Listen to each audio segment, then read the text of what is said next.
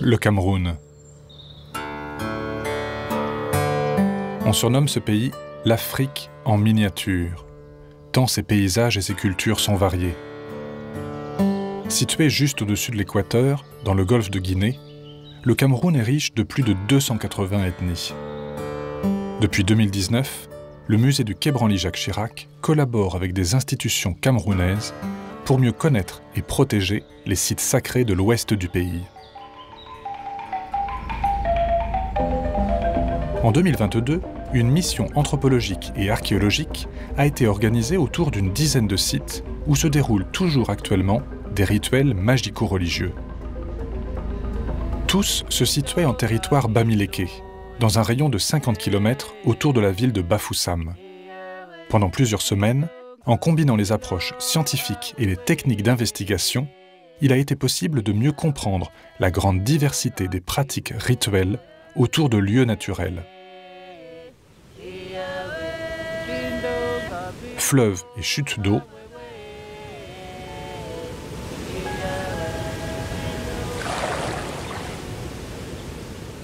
lacs et marécages,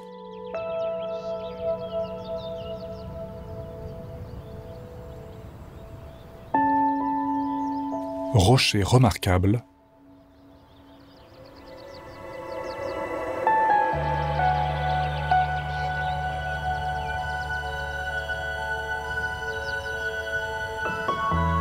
forêt sacrée,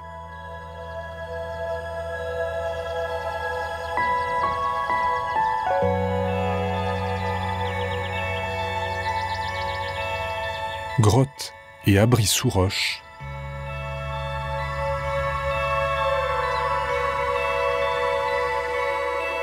ou encore cases sacrées que le temps avait recouvertes et que l'archéologie a permis de mettre au jour.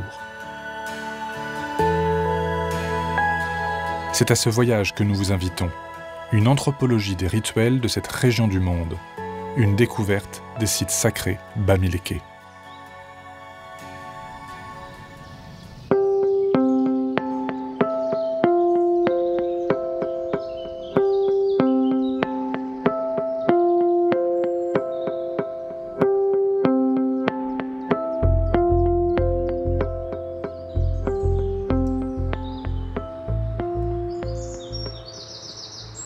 Les sites sacrés peuvent être partout.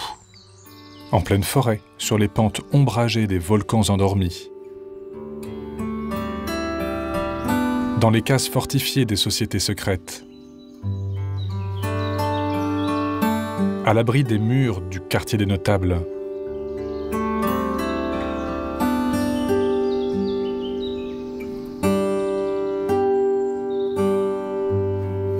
Ou derrière les sombres portes des palais royaux.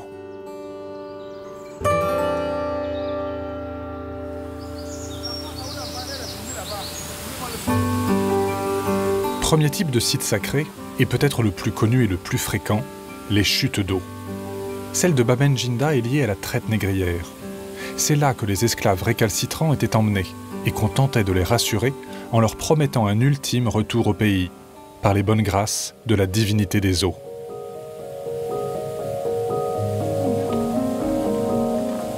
À la saison des pluies, les chutes d'eau se gonflent de force et d'énergie et sont encore plus fréquentées par les fidèles.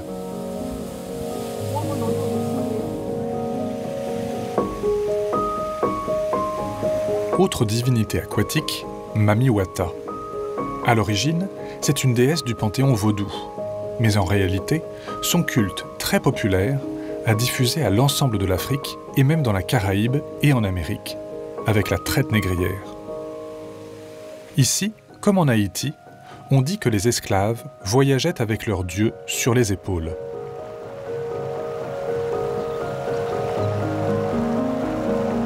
Près de la ville de Tchang, la chute de Mami Wata impressionne par ses 80 mètres de hauteur. De toute la région, on vient y faire des ablutions rituelles et des bains thérapeutiques.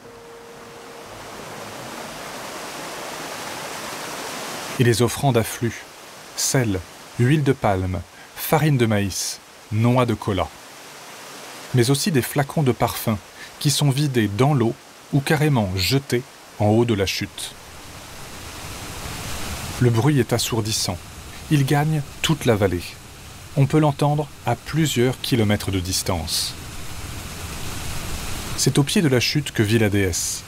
On dit que certains l'aperçoivent parfois, belle et calme. Elle lisse ses longs cheveux avec un peigne en or, assise sur les rochers. Parfois, elle emmène avec elle un homme imprudent qui se laisse séduire et l'emporte avec elle dans la petite grotte au sol rouge, derrière le rideau d'eau. Là, elle l'épuise et le tue en lui faisant l'amour.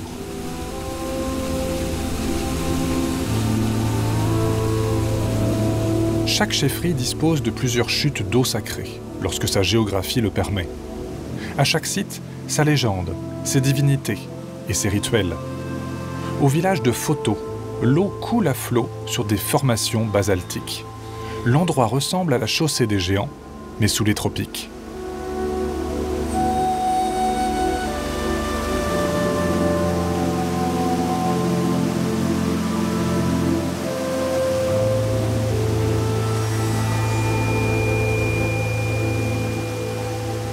On raconte qu'une divinité arc-en-ciel habite ici, et que certains jours, elle prend plaisir à s'étendre jusque dans la vallée. Mais c'est toujours au milieu de ces blocs, dans ces sortes de baignoires naturelles, que prend naissance cet arc-en-ciel mystique.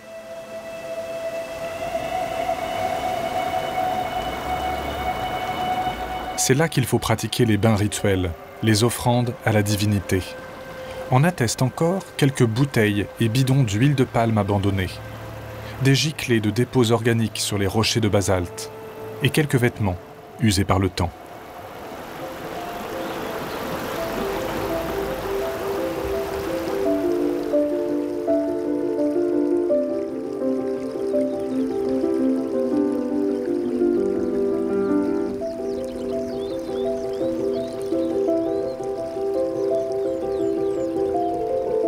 Dernière chute, et peut-être la plus importante de la région, celle de la Métché.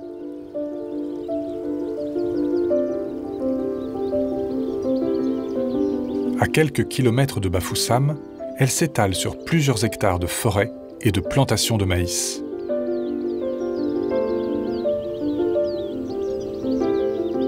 Pour comprendre son organisation, il faut prendre un peu de hauteur. Les autels sont partout, reconnaissables à leurs offrandes blanches et jaunes.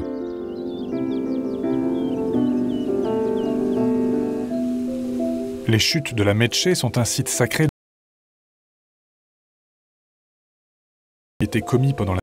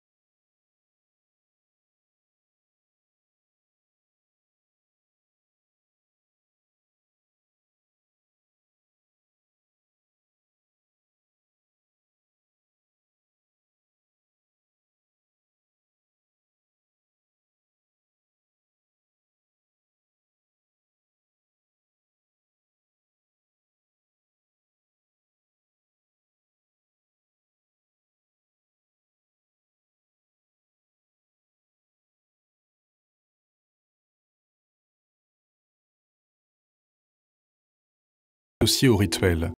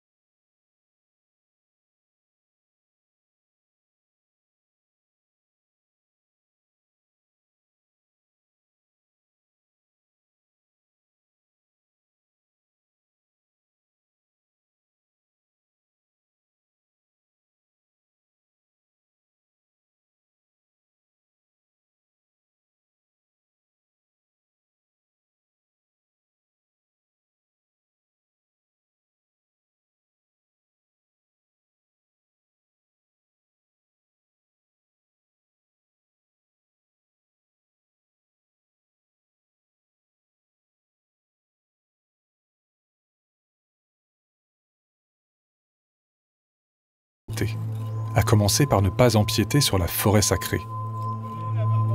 Au sud, un mur en terre crue émerge de la végétation, frontière autant physique que spirituelle. Derrière débute le séjour des esprits. Nous n'y entrerons pas.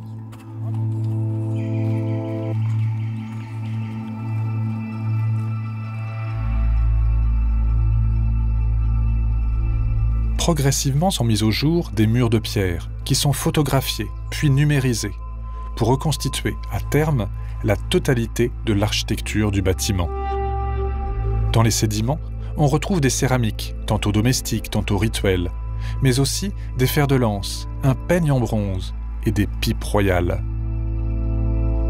Cette case n'est pas une simple habitation, c'était la maison d'un roi. La photogrammétrie 3D nous permet maintenant de déshabiller le site et de suivre, jour après jour, le travail des archéologues. C'est l'ensemble des structures internes qui apparaît. Les 4 pièces, réparties en cadrans, chacune éclairée par un foyer.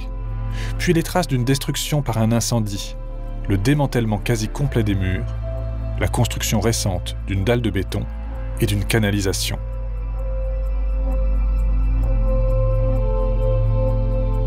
Mais la découverte la plus intéressante est sans conteste cette suite de 4 fosses de 30 à 50 cm de diamètre, toutes alignées dans un cadran de la case. Elles correspondent à des emplacements de culte des crânes, ceux des ancêtres du roi, les anciens souverains de Bapa. Si les ossements ont été récupérés au moment de la destruction du bâtiment par le feu, une céramique cultuelle a été laissée en place. Intacte, elle contient encore les sédiments des offrandes faites au crâne d'un des rois. Prélevée en bloc et ramenée en France, elle a fait l'objet d'un scanner médical à l'hôpital de la Pitié-Salpêtrière, à Paris. Le but de l'examen est réaliser une fouille virtuelle de la céramique. C'est la médecine légale au service de l'archéologie. Et l'examen s'est révélé très informatif. Ce sont au total 5 couches stratigraphiques qui ont été mises en évidence à l'intérieur de la céramique. 5 couches horizontales correspondant à 5 offrandes successives de densité et de nature très différentes. On identifie des graines, des végétaux. Beaucoup se sont décomposés, laissant une empreinte radiologiquement vide, c'est-à-dire noire au scanner. On visualise des plages de faible densité, probablement huileuses, et des fragments de la même céramique tombés à une période ancienne déjà, au milieu des offrandes.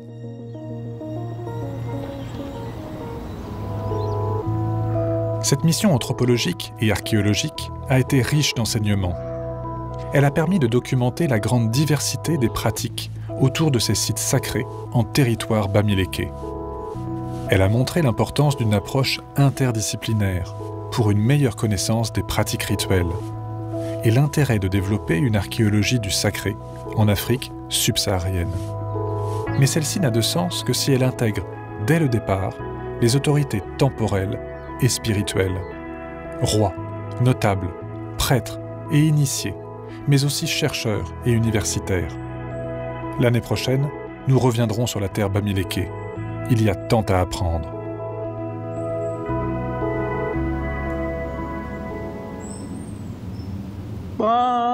Soninho bafoye so e non cuita bon powe mon apasionatio o agambi pamgo pa nanjina bom tiezo awe Jim Topa Pasawapa Papa non Jim Sham Machumo Ta Wegom Bichapa Pa Chuta Babo Pa La Basom Tamokungo O kapo yeso wakongo lo gagam wachum tsubi jim pagabumu chumtsu passant boum pachana joigna o pubu bicha po yeso e gorugio non quito mon pasho mutiezo o pago shanafu o kapazom no labajin yeso wago soquito kataka manfa pumso pu poagio awe wa lagba ogo yapa we ba yeso tawa open